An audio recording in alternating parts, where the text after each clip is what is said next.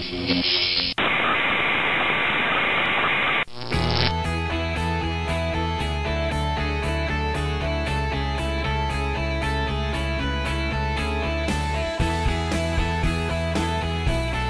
that time again. It's Larry Steinhouse, and this is the Larry Steinhouse Show. I'm so excited. I've got Lucia Mitro here, and this is so cool. So Lucia is an internationally acclaimed holistic, intuitive counselor who helps empaths to experience their full potential and is determined to see people experience impactful and abundant lives. Now, I love the words abundant, so I can't wait to talk to you a little bit more about this. But however, using her lifelong experience dealing with narcissists, bullies, and empath, children and adults, Lucia uses her intuition and knowledge to design a tailored support to her clients. A native of Slovakia, Lucia is leading a vibrant online community, reaches hundreds of people every month. Lucia is a healing practitioner, soul connector, animal lover who loves photography and painting. Well, photography and painting. What is this? A dating site? Come on now. I don't. You got to throw that in for me to read. Tell me more about empaths. I want to know about empaths. I want to know how empaths are and why you gravitate towards them. Well, first of all, thank you very, very much for having me here. I have to tell you, doing a great job. Oh, thank you so much. Am I the last one? You are close to the last. You were the last scheduled one, but Ken's going to come in and we're going to talk to Ken too. Absolutely. You did an amazing job. I don't know how you can still talk. Talking is probably the only thing I don't feel that I can't do. I'm actually ready to fall asleep. So if I fall asleep during the interview, do me a favor, push this button over here. That's how you end it. No, I'm only kidding. I'll kick you. Yes, thank you. I haven't seen you for a few months, and you look amazing. Well, thank you. Keep doing whatever you're doing. Yeah, John Jubilee, man. He's the guy, as you heard earlier. But I want to talk about you because we get exactly 25 minutes for this, so I don't want to lose 1 minute of your time. So tell me about an empath. What is an empath? What is an empath? Empath is the person that can feel feelings of other people, that can being affected. Like sometimes when you are sitting in a bus and you are reading the book and you are fine, and suddenly you start feeling anxiety, or suddenly you start feeling stress, or you are sad, and there is absolutely no reason why. That's what the empathic people can do, can take over feelings of the other people. So what you're saying is they can actually feel what other people are experiencing at the moment. Now, I'm going to tell you that, I'm a little woo-woo too, and I get those empathic feelings all the time. I've actually, and I don't know if it was you or somebody else at this point, because it's getting to the point where I'm talking to so many people over the last 3 or 4 weeks. But I had told somebody this, that I've actually suppressed my empathic feelings because I didn't want to use it anymore. Correct. I don't like to use it. I actually kind of feel that sometimes I could be extremely manipulative because I can. You tune in. Yeah, because you tune in. Right, I can feel how people feel, and because I can feel how people feel, it's almost like an objection, so I can get past their objection. So I try not to use it, and then other people have said to me, "No, you should turn it back on. Just be careful with it." So tell me a little bit more about how people use it, how you use it, and what people should do with it. Wow, sorry, it's getting late. It's understanding that this is actually happening. When you know that this is happening, you can tune in other people to actually help them better. If they cannot verbalize what actually they need, you can tune in. Like when I get my clients, I know, I feel it before they say it. I feel it before they hear it. So they then come to me and they are so happy and so energetic and, oh, everything is fine, but I feel the horrible pain they are going through.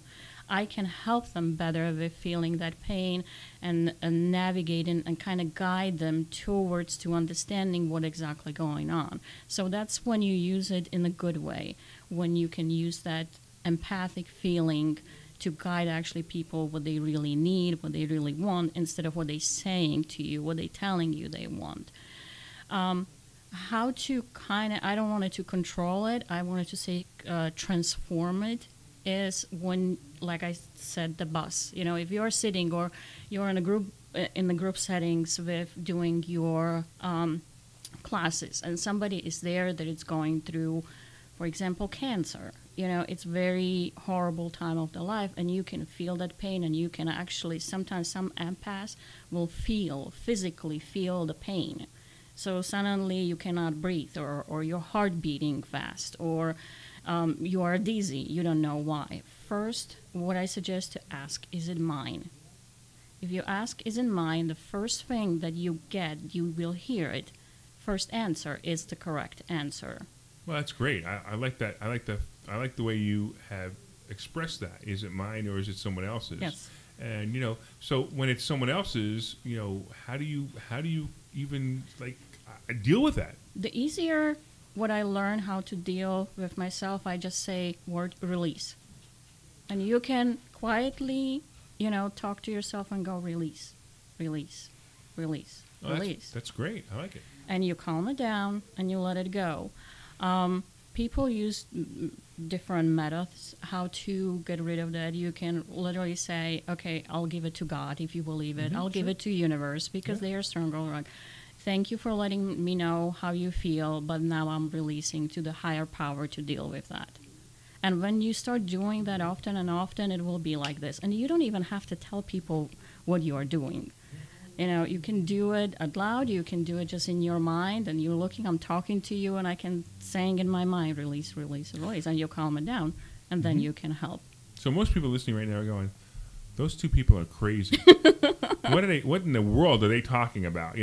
So and if you've experienced this, great. If you haven't experienced it, that's fine. There's nothing wrong, and the whole day has been all about that. Some people believe in certain things, some people don't believe in certain things. Look, we've experienced it. I have to say that I'm a believer because I've experienced it. You have to say that you're a believer because you've experienced it, right? And it is just the way it is. But I also want to talk a little bit about more about something that when we talked about your introduction, we had talked about using a lifelong experience dealing with narcissists, bullies, and empathic children and adults. What in the world do you mean by this, and how do you do this? I was growing up as a child. My mom is one of these people that she's a very negative person. She will go from a problem that it goes, to Third World War within, in 6 seconds or less. So I was conditioned to feel and think in a very negative way. Everything was a huge, huge problem right away. She would find problem in every solution. Right. So I was very conditioned to growing up like this and was afraid of everything. There was a lot of fear. There was a lot of negativity in my life, and therefore I had a very low self-confidence. And being an empath, empathic people are usually people pleasers. Being a doormat. Sure. Oh, sure. We do everything for everybody else. We suppress our needs, our needs for everybody else. Even, for example, somebody asks you to go to a movie and you don't really feel like it, but they're going through the stuff. So even then you are tired, you go to movie with them just because they wanted to go. This is empathic. Having low self-confidence, actually I had a below zero confidence, being that I had an experience in my childhood that nobody else did, talking to the souls on another side and seeing the ghosts and everything else as a childhood. And I suppressed this like you did, because when I realized that I can do that, nobody else can see it. And I was told by my mom that if she wouldn't be ashamed to have a daughter in an institution, I would be in an institution. Wow. So I suppressed it, and nobody really from my friends or family actually knew what I can do or what I can see it. And that's when I realized after coming to USA, when I had a zero self-confidence, I attract the partner that in my level, meaning I attract narcissists who needed narcissists. Right. Narcissists who need an empath, because that's the best combination for a narcissist, empath. So, because we need to take care of the other people, and they need to be celebrated. Sure, so absolutely, sure. Married narcissist, and I stayed married in a marriage for 16 years. until my son actually got a driver's license. We were able to leave. And coming to United States, it was actually another way of him isolating me from my family and my friends. So you came to the United States with him? Yes. So you were married in, what was it, Yugoslavia? Slovakia. Slovakia, right. So you married there and then you came, that makes, okay, now I that's rough, right. Yes. So how long ago was it that you were divorced? About 15 years. Okay. So how do you go from, that's pretty wild. So how do you go from being in that situation to becoming who you are now? I mean, it's 15 years is a long time, but I'm sure that, you had little baby steps that you had to take. What was the first baby step that you took? I started building myself up. I started studying. I went to, when I came to United States, actually, I got a hold of a book from Louise Hay, Heal Your Life. And that was I'm sorry, what was the name of the book? Louise Hay, Heal Your Life. Sure. And that was a book when I actually realized, oh my God, there are more people like me. I'm not crazy. Isn't that wild? Right? There's so many people like me. There's so many people like you listening. There's so many people like everybody. And it's amazing that you're absolutely right. We all find ourselves in the same position. So after I read that book, I started researching that. And I started researching more, and I dived into reading the books about the subject, about everything, about the healing, because I was always interested. As I said, my father was very sick. My mom was very sick. And I was just staring at them thinking, that got to be something else, not just what the doctors are doing for them. That got to be something else. So I went through the stages and I researched it, and I was looking for modality that I can actually do when I came here and made other friends, and the healing and energy healing. I came across the energy healing, reconnective healing, that I actually got a certification, and that's what I do. That's my passion, actually, to do the healing sessions. And since that's the energy healing, I don't have to be, I have clients all around the world, so I can do the session from my house and they are on their house. And it's all amazing.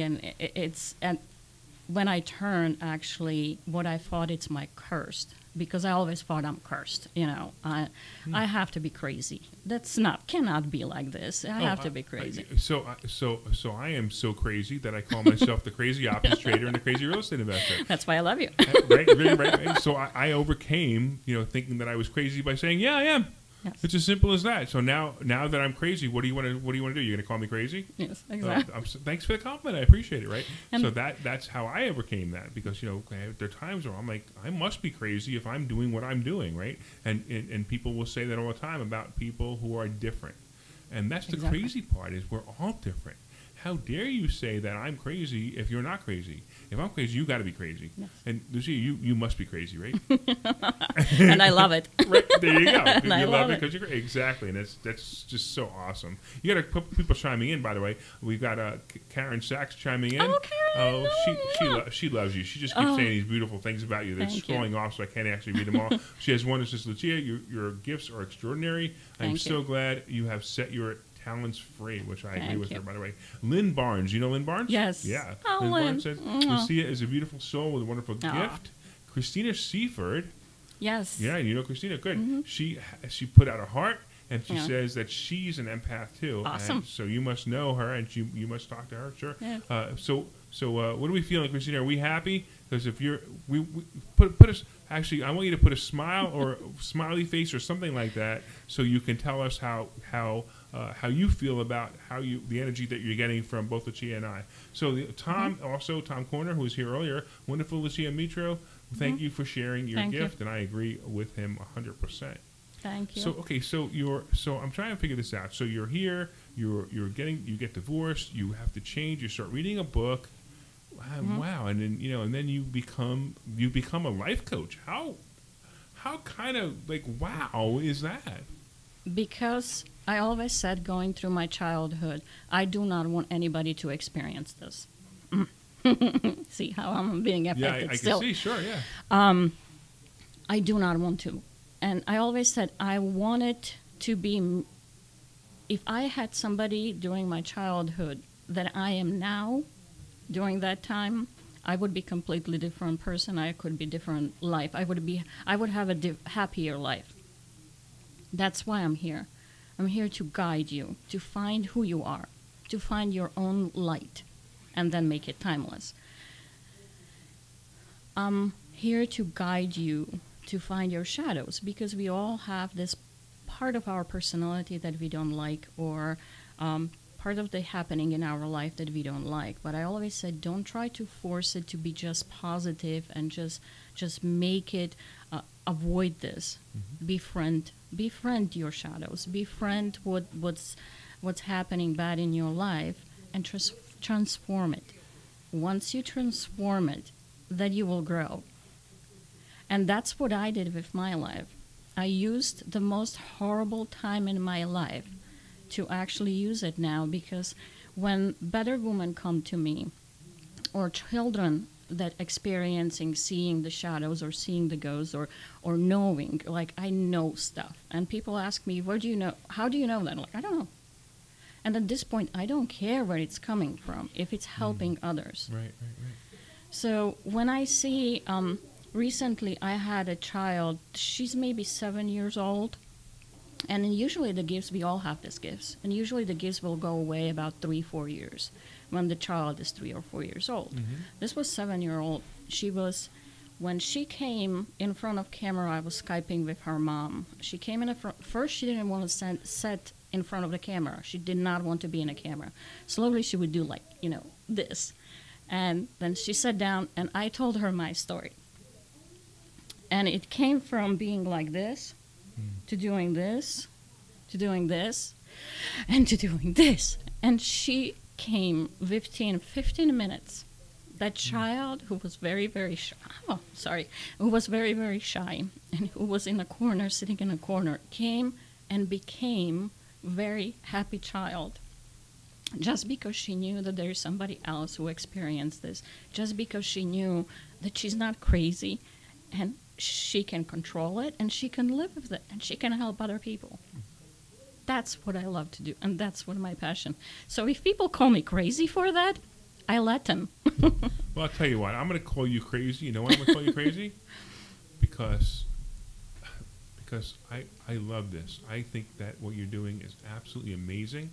And if people want to call you crazy, I'm going to be one of them, because I'm going to use crazy as a positive and great word. So I see you getting all emotional, and I am a crier.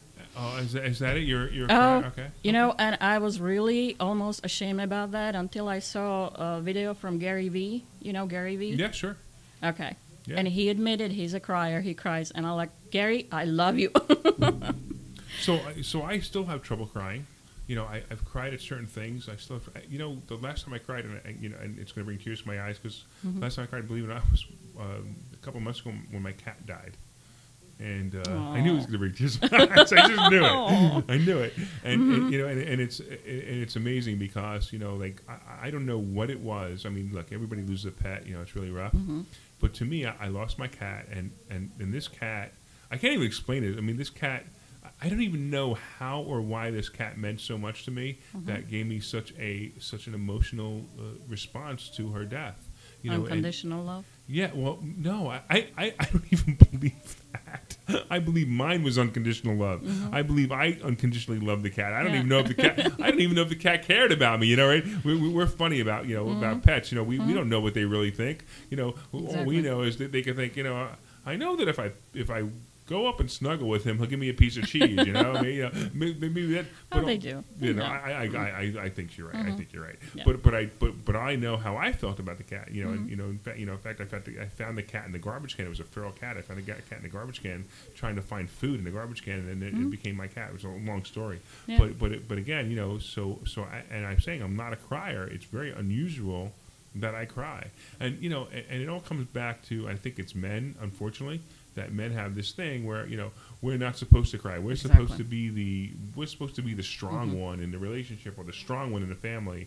And I'm so happy to see that things are changing. That now that now everyone has. And I said it in a couple of interviews ago. We're equally unequal, right? Correct. So now we're all just people. We're no longer How the awesome same. is that? What? Sorry? How awesome is that? Yeah, exactly. And so I'm allowed to cry if I want to cry. You're allowed to cry if you want to. And if you don't want to cry, fine. It doesn't matter. Everyone's allowed to be who they are and do what they want. And I love that. I think it's a great new world, a new fresh world.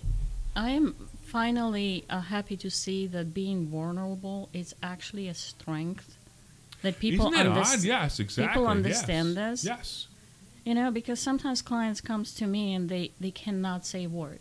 And I just sit with them, hold their hands, and we both start crying. Oh, okay. And it's a release, and then they can start talking. So, but yes, absolutely. It's usually when you're not allowed, you cannot cry. Think yourself back when it was first time that you cried. When you felt that way that you should not cry. It's usually going deep, deep, deep in childhood. Oh, absolutely.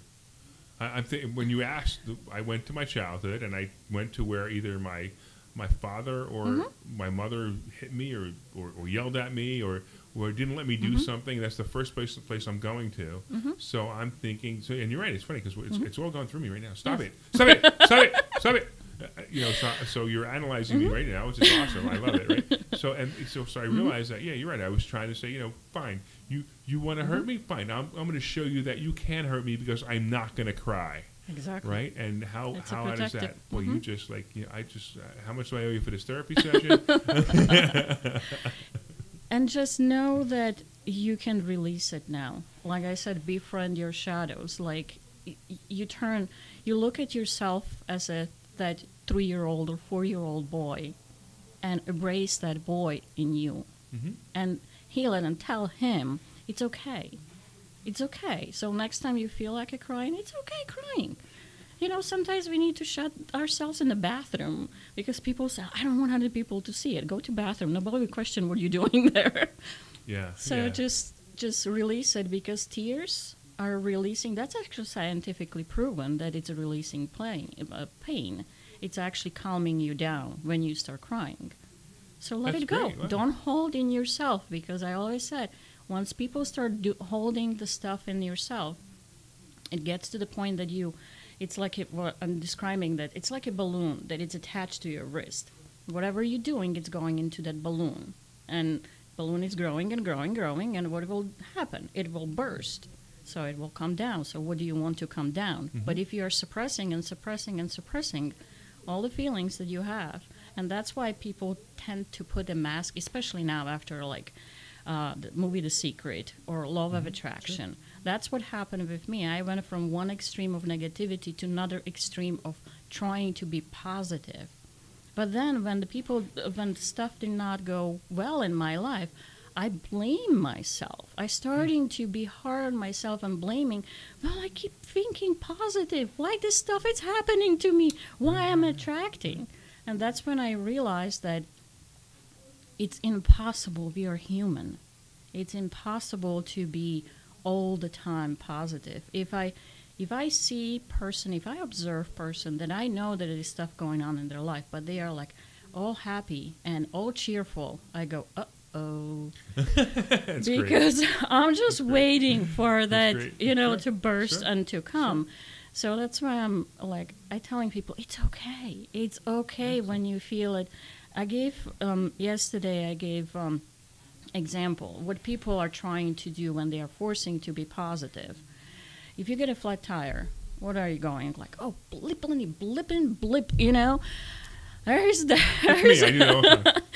There's a flat tire, so you pull over and you address this.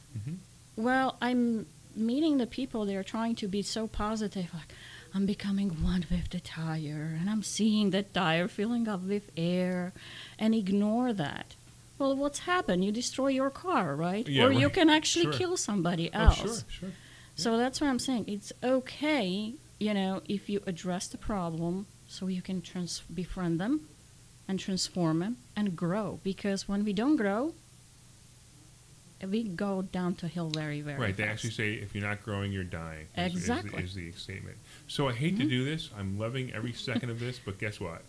We're up. We're out of time. I know it happens every single time that I get to a really good point in an interview that I have to end it. I'm so sorry, but actually I'm excited to follow you more on Facebook. I've seen some of the things you're doing. I'm excited to follow you more on Facebook. So how can people get a hold of you if they want to?